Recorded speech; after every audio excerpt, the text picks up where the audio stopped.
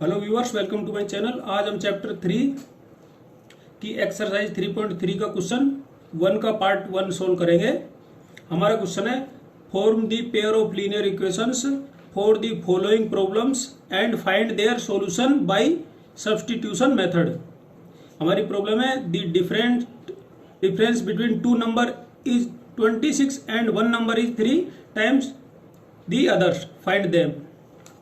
तो हमारा सवाल कह रहा है कि नीचे दी गई समस्याओं से रेखीय समीकरण युग्म का निर्माण कीजिए तथा उसे प्रतिस्थापन विधि द्वारा सोल्व कीजिए। इसमें पहला क्वेश्चन दिया है कि दो संख्याओं के बीच का अंतर 26 है तथा पहली संख्या दूसरी संख्या से 3 गुना क्या है, बड़ी है। तो ऐसी स्थिति में उन संख्याओं को ज्ञात कीजिए। ठीक है साथियों, चलिए शुरू करते हैं। सबसे पहले क्या करेंगे, हम जो हमारा सवाल है उसके हिसाब से क्या करेंगे कि दो अलजेब्रिक इक्वेशंस का निर्माण करेंगे, अर्थात जो सवाल है उसको बीजगणितीय रूप में लिखेंगे। तो सबसे पहले हम क्या करेंगे, जो हमें संख्या दी हुई है जिन्हें ज्ञात करना उसे अज्यूम कर लेंगे, अर्थात मान लेंगे। लेट अज्यूम दो संख्या है, एक बड़ी है एक छोटी है। तो एक पहले लिखेंगे greater number is equal to X, smaller number is equal to Y. अर्थात हमने मान लिया बड़ी संख्या x है और छोटी संख्या y है। अब क्वेश्चन के अनुसार, अकॉर्डिंग टू क्वेश्चन, पहली कंडीशन क्या है हमारी, कंडीशन फर्स्ट है कि दोनों में अंतर कितना है, 26 का।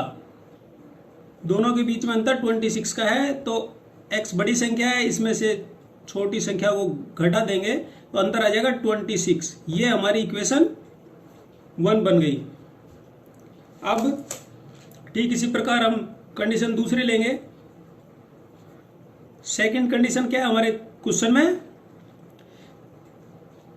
एक नंबर दूसरे नंबर से 3 गुना ज्यादा बड़ा है। तो बड़ा नंबर x है हमारा और छोटा वाला क्या है, y है। तो इसमें है कि 3 गुना ज्यादा बड़ा है, तो बड़ा वाला ही बड़ा होगा छोटे वाले से। तो अब इसको अलजेब्रिक रूप में लिखने के लिए हमें क्या करना होगा, या तो x में 3 का भाग दिया जाए, जब x इक्वल टू वाई हो जाएगा, बराबर हो जाएगा, या y को 3 से मल्टीप्लाई किया जाए। तो हम यहां पर y को 3 से मल्टीप्लाई कर लेते हैं।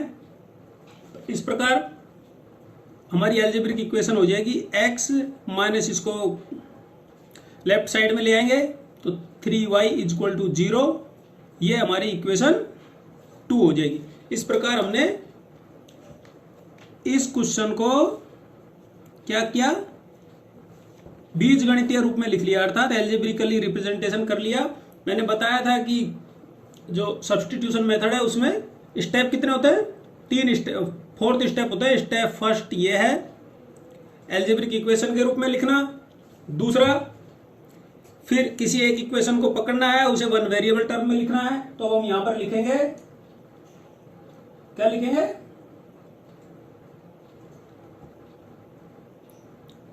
इसी को ले लेते हैं फ्रॉम, ये यहां पर भी हो सकता था, चलो आपको थोड़ा सही से समझ आ जाएगा। फ्रॉम इक्वेशन 2 1 वेरिएबल टर्म में लिखेंगे तो ये हमारी इक्वेशन 2 है।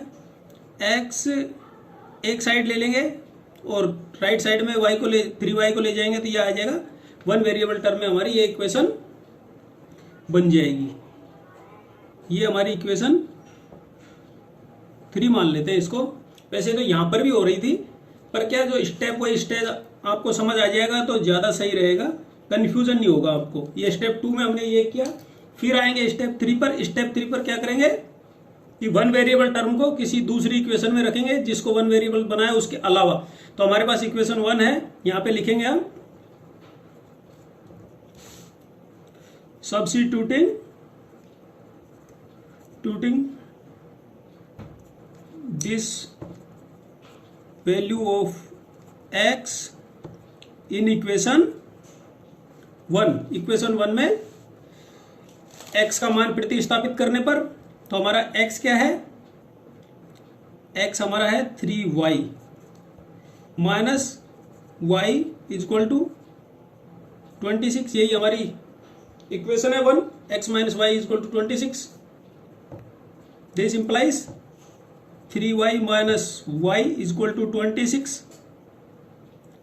3y में से एक y माइनस हो गया तो क्या बचा हमारे पास, 2y is equal to 26। Then y is equal to 26 upon 2,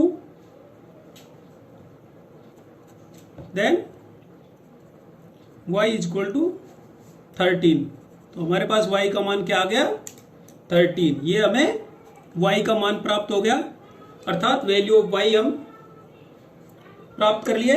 ये स्टेप थर्ड में, ये स्टेप थर्ड था।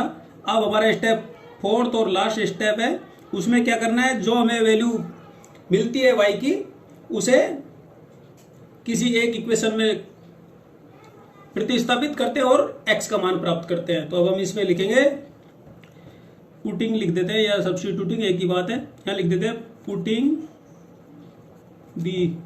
This value of y in equation third. Equation third में y की वैल्यू पुट करने पर x इजक्वल टू, हमारी इक्वेशन थर्ड यही है, x is equal to 3 into Y का मान हमारे पास क्या है 13। देन x इजक्वल टू क्या आ गया 39, x का मान हमारे पास आ गया 39। इस प्रकार हमने इस सवाल में x और y के मान प्राप्त कर लिए। हमें यही पूछा गया था कि वो संख्याएं ज्ञात कीजिए जो हमने x और y अज्यूम की थी कि माना वो संख्याएं x और y हैं। तो यहां पर लिखेंगे हम आंसर में, सो रिक्वायर्ड नंबर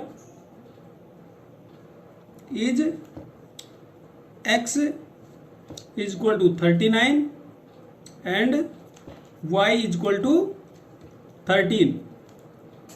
अर्थात हमारे पास जो ग्रेटर नंबर माना था x वो 39 आ गया और स्मॉलर नंबर माना था y वो 13 आ गया। इस प्रकार ये हमारा आंसर आ गया। साथियों बड़ा ही आसान है, बिल्कुल 4 स्टेप में हो, बिल्कुल सरल तरीके से समझाने की कोशिश की है। आशा करता हूँ कि आपको समझ आ गया होगा।